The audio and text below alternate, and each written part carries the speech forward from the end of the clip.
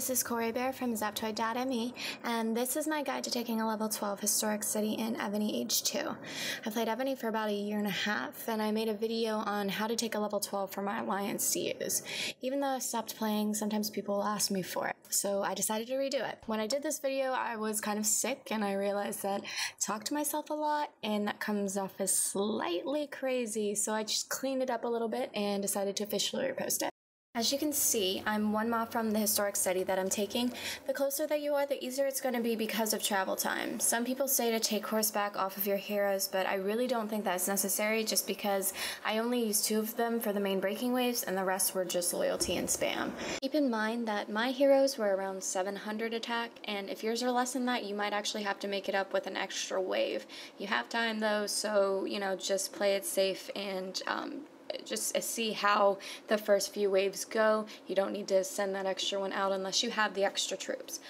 You won't want to do it with less than a 400 attack hero because until the defending king or queen is around 400, you want to make sure that your attack is higher than their defense. Don't forget to go into your medic camp and cut off your auto heal. It's going to save you a decent amount of gold because healing, using the auto heal uses more than just being able to go in there and heal.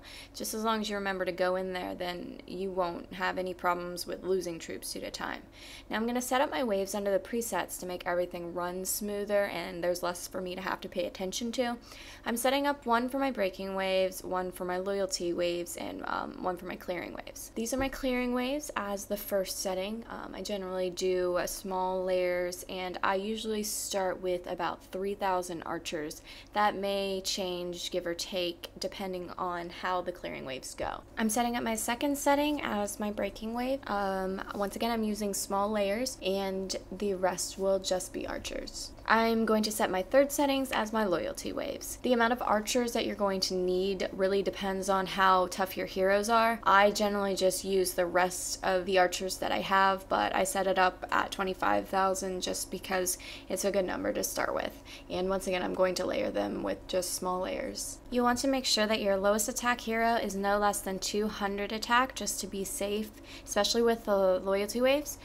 Just go back in and check your heroes, do any upgrades that you can do, and just make sure that you have everything in there because one mistake can mess you up pretty badly. This is a sword cav ram spawn. This spawn is a favorite of mine because I like to get rid of the archers first, and the difference between a sword spawn and a pike spawn is that in a pike spawn you have to get rid of the pikes first, and in a sword spawn you have to get rid of the archers first. It all has to do with speed and movement of each troop. To become a good Evony player, you will want to know and utilize that. When it comes down to troop loss, they're both about the same. So our clearing waves. There's a question about whether or not clearing waves are necessary because you're going to hit traps anyway, just because of respawn rate. But I do it mostly because it's how I learned how to do it, and I know it works, and I have a really hard time handling change. I start spiraling into a mentally incapacitated state, and it's not pretty, so I just go ahead and do it. You're gonna want to be sure to send a scout out every few minutes just to check where the walls are at. Be sure you're scouting and not attacking because sometimes I would scout bomb a 12 and unfortunately that's just not as effective as I want it to be. As you see here, the calves are down to 87,000. We want them to be down about 50,000.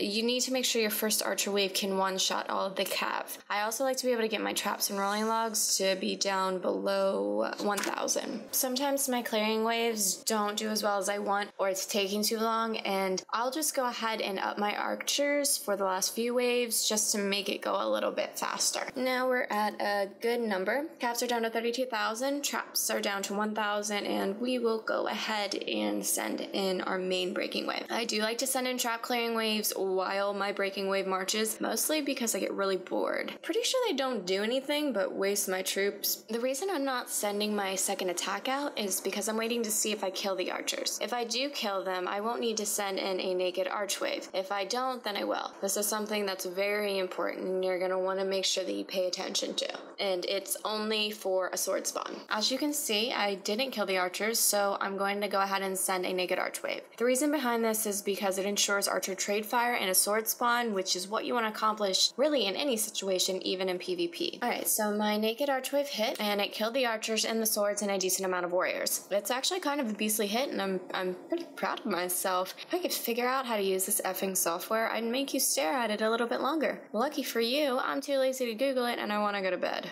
One more hit and it should be broken. And we will know if it's broken when we get a return wave. I'm gonna go ahead and heal and send out my loyalty waves. The only reason I'm doing this is because I know for a fact that this last wave is gonna break it. I just want to kind of get a head start on killing off that respawn so it doesn't get too high. All right, so we've got a return. Not too bad, only a 4K arch loss, and I got some cool stuff like a speaker, Def TA, oh my god. So this is how to break a 12. After you break it, you're good. All you need to do is send the loyalty waves and you're good to go. A few things to remember. For this particular 12, it's not that big of a deal. As you can see, I'm surrounded by blues or nothing at all. But if you do have a 12 with multiple red flags, you might want to keep checking loyalty as it goes down, especially if you just poured it in. Make sure it just doesn't go down in a regular manner. It usually starts off by decreasing by 3 in the beginning and then it goes down to decreasing by 2. I rarely ever run into a problem with 12s because there's so many, but it's definitely something to remember with a higher level historic city. Don't forget to heal after it's done. It can be easy to forget about the fodder, but you don't want to lose those troops. This is a numbers game and all numbers matter. When sending loyalty waves, you will want to make the layers large enough to block twice, meaning block to kill the sword pike respawn and then the cav respawn. So if you start running out of troops, you do have the option to get real nasty with the creativity of your layers. When you first cap an NPC 12, it has nothing in it, just empty level 10 walls, a level 10 town hall, and a resource field with one level 12 of each resource type. You can get your resource fields up to level 12, but you will have to use a mic script for each level above 9. It's not really worth it to me because I try to keep 5 or so cottages in my city just for the extra barracks, and I barely ever have enough population for a full lumber field, much less a cracked out field of 12s. One of the first things you'll want to do is get your range up by putting 10 traps, 10 bodice, and then put up as many archer towers as possible in your 24-hour cooldown time when nobody can attack you. You'll also want to get your academy up as much as possible. 6 is the minimum you'll want to do so that in case you're reinforced or you send your troops there, you will have medicine available, as well as everything below that. Get your embassy and workshop up a few levels and your beacon tower up to level 1 so you can at least flash if you're being attacked. Everything else is really up to you, but those are the main things that you do want to make sure that you have in there. And that's what it looks like to take a level 12 with your name all popping up and whatnot. Cross your fingers that nobody rolls something cool on the Wheel of Misery and your few seconds of glory are robbed from you.